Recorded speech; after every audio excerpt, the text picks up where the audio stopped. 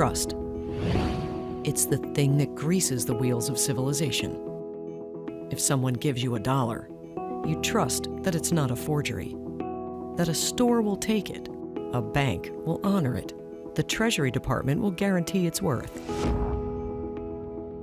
If you vote, you trust that your vote will be counted, or at least you used to. Buy an apple labeled organic, you trust that it will not be covered in pesticides. Try to think of any transaction, any interaction that doesn't require some level of trust. It's not easy.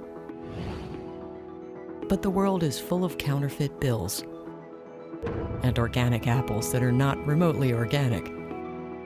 And as we learned so brutally in 2007 and 2008, the world is also full of banks that are corrupt, banks that can fail, banks that can take your trust and your money with them. It's no coincidence that the blockchain concept appeared shortly after the financial crash. In late 2008, a shadowy figure named Satoshi Nakamoto published a paper outlining how to get rid of the old trust system and replace it with a sort of trustless trust. White paper in 2008 introduced Bitcoin, and Bitcoin was this concept of a decentralized ledger with a clear kind of financial currency focus. It's in a distributed ledger, and because of that distribution, no one person is in control of that record and doesn't have the opportunity to manipulate it. And it was this system that created sort of a virtual currency. And blockchain is the technology that sort of underpins that. To this day, no one knows who Nakamoto is, or even if he or she is just one person. But the blockchain idea proved to be a powerful one. And it works like this. A block is simply a chunk of information, a record of something, like how much money you have. When it comes to money, that record is called a ledger. Let's say you have 4 coins. If something happens to change that record or ledger, maybe you buy something that costs 1 coin.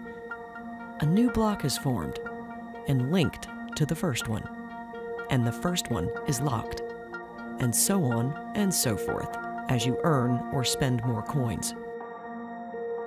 The blocks can't be opened, and the links can't be broken, because they're codes that are incredibly difficult to break. So that keeps the information safe, trustworthy, you might say. But a blockchain includes yet another level of safekeeping. Instead of being tracked in one central place, like a bank, identical copies of the blockchain are stored on thousands or millions of independent computers, all of which can talk to each other. It's called a decentralized network. And with each new block, the chain is updated in every single computer on the network. In money matters, this is referred to as a distributed ledger. Now, if someone wants to monkey with the information in the blockchain, they not only have to break these nearly impossible codes, they have to figure out a way to change the information in every computer in the network, almost instantaneously. So, where a bad bank employee could wreak havoc with your account, he or she couldn't tamper with your blockchain. The distributed ledger is theoretically both secure and transparent because everyone can see it, and presumably send out cyber howls of protest if anything unkosher is happening. Now you have hundreds or thousands or even millions of copies of that record, and as transactions are occurring, the updates are happening across all those copies. So I can't, for instance, dispute a record because that exchange was recorded in thousands of places. Simple, right? Not for most of us. Even blockchain enthusiasts occasionally admit that they don't fully grasp it either.